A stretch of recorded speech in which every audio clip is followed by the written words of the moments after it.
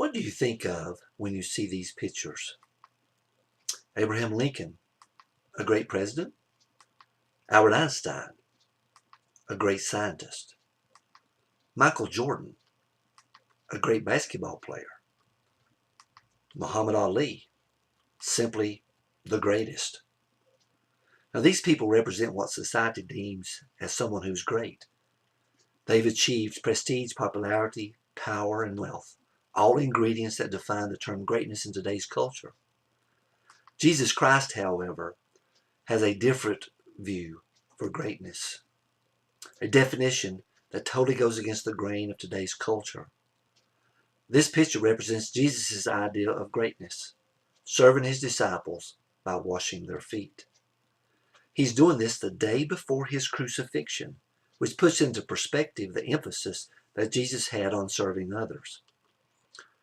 What is the recipe for greatness in Jesus' eyes? Turn with me to Mark 10:42 through 45, and let's learn together what Jesus defines as the recipe for greatness.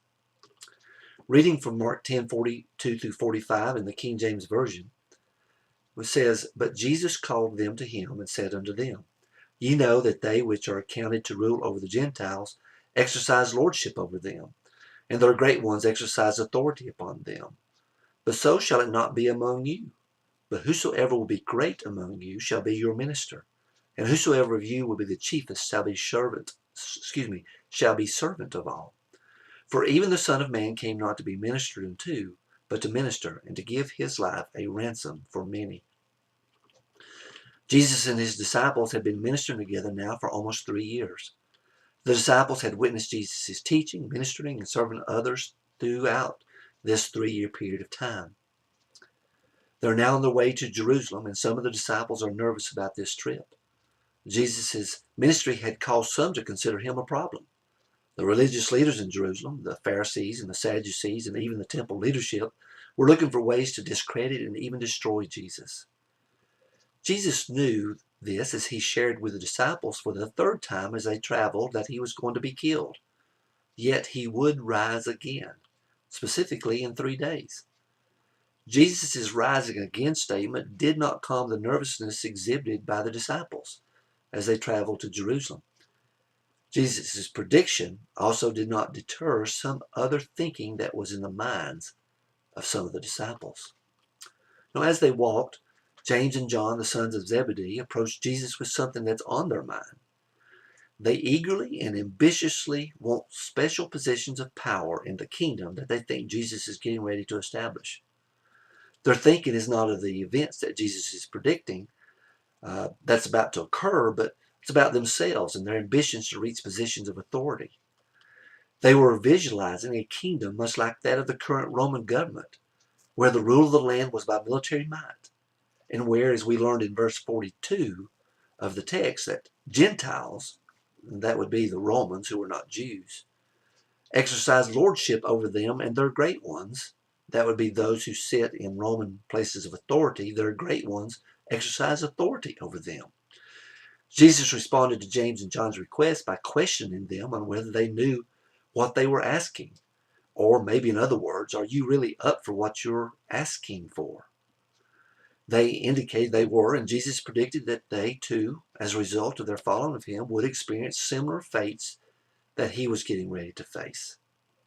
As to the giving of positions of authority in the kingdom, that wasn't Jesus's to give. Only God could do that. The somewhat private conversation between Jesus, James, and John somehow became known to the other 10 disciples, and their reaction simply was not good. Bluntly, the other disciples became upset about about James and John's request of Jesus. Scriptures do not say why they got upset, but scriptures do tell us how Jesus responded to it, as was his custom. Jesus took a time of confusion and made it a teachable moment. He took a discussion on what was perceived to be positions of greatness and defined for them what greatness truly was. In Mark 10:42, Jesus describes the common view of positions of power and authority that the Romans occupied. Their positions of authority offered them lordship over the Jews and allowed them to exercise authority over the Jews. Jesus pointedly and without reservation tells the disciples in verse 43, "But so shall it not be with you." In other words, greatness is not what you think it is. Jesus proceeds to tell them what greatness is in part 2 of this same verse. He said, "Whosoever will be great among you shall be your minister." And he continues in verse 44 and says, "And whosoever of you will be the chiefest shall be servant to all." Now, the Greek word for minister is diakonos, and this describes someone who is attending or who is waiting on tables. It has the same connotations as the word deacon, minister, or servant. And the word for servant is doulos, which describes someone who is under subjection or subserviency of others, or in other words, a slave to someone else. Can you imagine the thoughts that must have gone through the disciples' minds? They've just been talking about positions of power and authority, and Jesus is telling them that they have it all wrong. That greatness is revealed through ministering and serving. Jesus doesn't stop there. Verse 45, he tells the disciples that he's the model of greatness by how he served others. Verse 45 says, "For even the Son of Man came not to be ministered unto, but to minister and to give his life a ransom for many."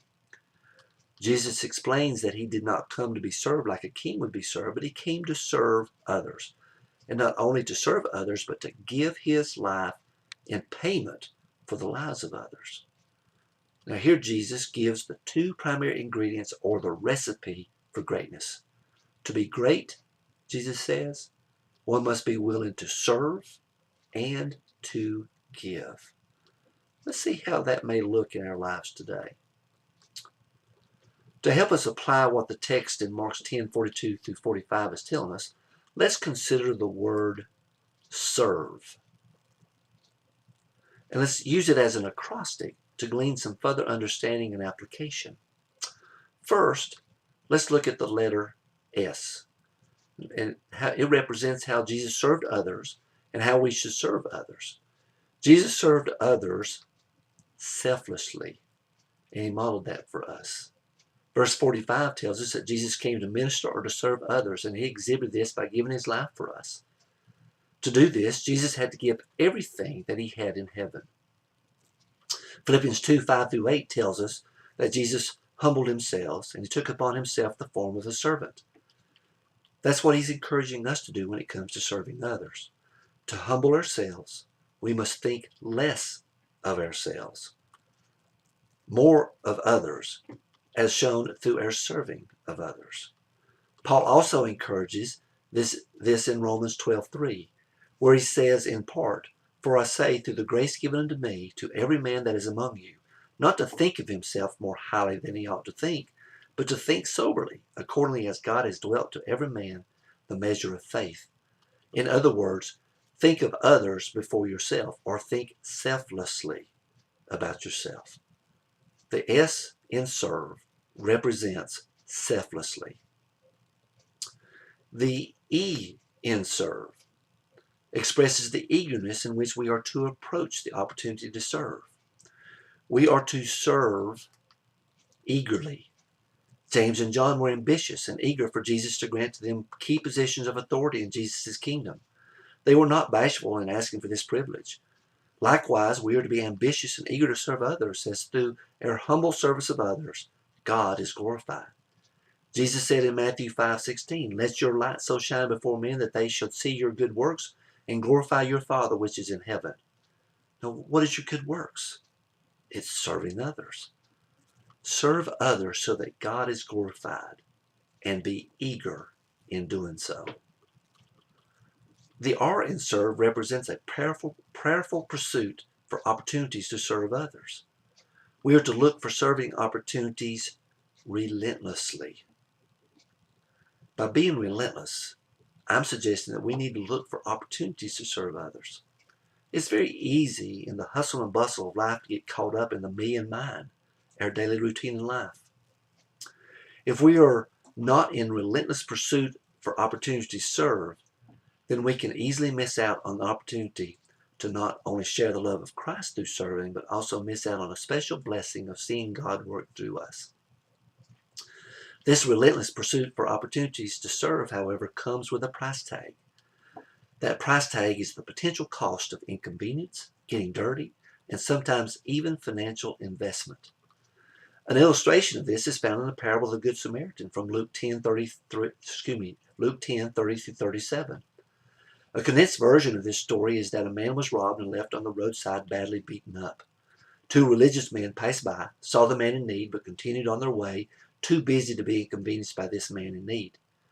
A Samaritan, a non-Jew, who was passing through, saw the man in need, had compassion on him, delayed his travel, bandaged the man's wounds, took him to a place where the man would be cared for, and paid for the man's expenses. Jesus used this story to define to a certain young lawyer who was a neighbor. And the lawyer responded by describing the Samaritan as the one who showed mercy in spite of the inconvenience and interruption of his trip, the dirtiness of bandaging a wounded man, and the financial investment of paying for the man's care. Relentlessly pursuing opportunities to serve others may cause inconvenience, getting dirty, or even financial investment. Yet the reward for the effort is oh so worth it. Bringing God glory through our good works, whatever that might look like, is worth the cost. Serve others relentlessly. Now, so far, we have the letter S, which tells us that we are to serve others selflessly. The letter E tells us that we are to serve others eagerly. The letter R reminds us that we are to serve others relentlessly. The letter V calls for us to serve others with variety. This begs to the point that there is no customary way, no die cast for how we are to serve others. Each opportunity will be different. Each will merit their own way in which we are to best serve the other person in their current situation. Some may need some wounds bandaged. Others may simply need your time. Still others may require financial investment. The scriptures give us even more examples of what serving others could look like. Matthew 25:35 through 26 says, "For I was hungered, and you gave me meat. I was thirsty, and you gave me drink. I was a stranger, and you took me in. Naked, and you clothed me. I was sick, and you visited me. I was in prison, and you came unto me." How might this look in your or my life? It's hard to predict, but the sure thing is that if we look for the opportunity to serve, the opportunity will present itself. Now let's review quickly again. The S represents serving others selflessly. The E reminds us that we are to serve others eagerly. The R tells us to look for opportunities to serve relentlessly. The V reminds us that our opportunities to serve will come with variety. And our final letter is the letter E. And this summarizes the why of why we serve. We serve for eternity or eternal impact. Jesus Christ is the ultimate model for that, as he tells us in Mark 10:45. For even the Son of Man came not to be ministered unto, but to minister and to give his life a ransom for many. Excuse me. Jesus' giving was the ultimate in selfless. Jesus' giving was the ultimate in selfless, eager, and relentless service to others. He gave his life. Scriptures tell us in John 15:13 that greater love hath no man than this, that a man lay down his life for his friend. Our giving of our life cannot pay the ransom for many like Jesus' life did. Our giving of ourselves, however, can have eternal impact, both in the person we serve's life and in our own lives. There's a reward both now and later in heaven for serving others. Let's be reminded that when we humbly do good works, which include serving others, God is glorified. That is the ultimate reward in serving others. Now let's rehearse this one more time. The letter S reminds us to serve others selflessly. The letter E tells us to eagerly serve others. The letter R instructs us to relentlessly look for opportunities to serve with variety, our letter V, and with eternity, our letter E, on our minds. This week, as you travel through your day-to-day life, look for opportunities to serve others. Before you start your day, pray for opportunities to serve others. And as you serve others, look for ways to share the love of Christ with that person. You may never know in this life how that your act of service impacted the person that you serve. But God knows. And in His eyes, when you serve and give of yourself, you achieve the recipe for greatness. Amen.